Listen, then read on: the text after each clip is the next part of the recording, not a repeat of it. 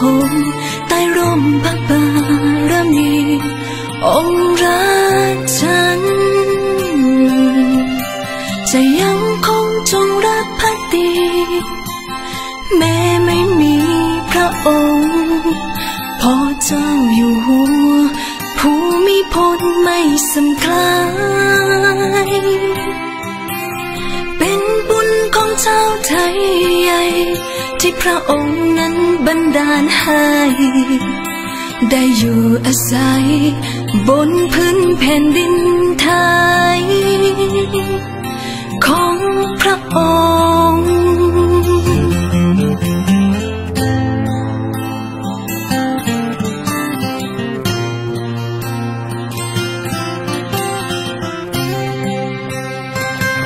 ทรงเป็นที่รั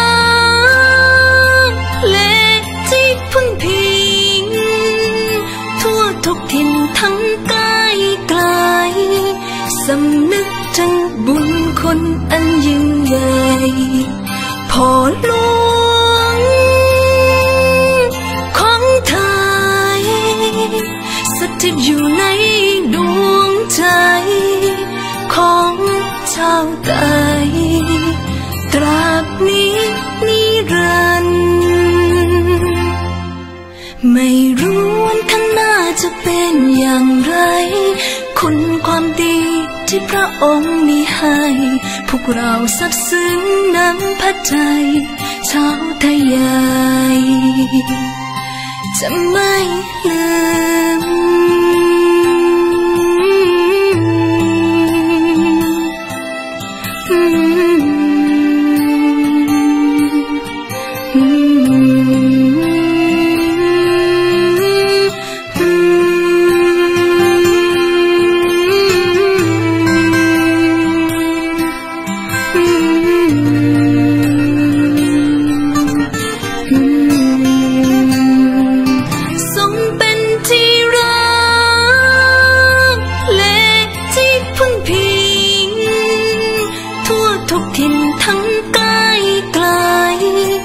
สำนึกถึงบุญคุณอันยิ่งใหญ่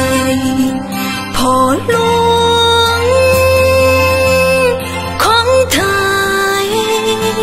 สถิตอยู่ในดวงใจของชาวไทยตราบนี้นิรันดร์ไม่รู้วันข้างหน้าจะเป็นอย่างไรคุณความดีที่พระองค์มีให้พวกเราซาบซึ้งน้ำพระทัยชาวไทยใหญ่จะไม่ลืมเพราะมีพระองค์เป็นแรงบันดาลใจให้เราชาวไทยสู้ต่อไป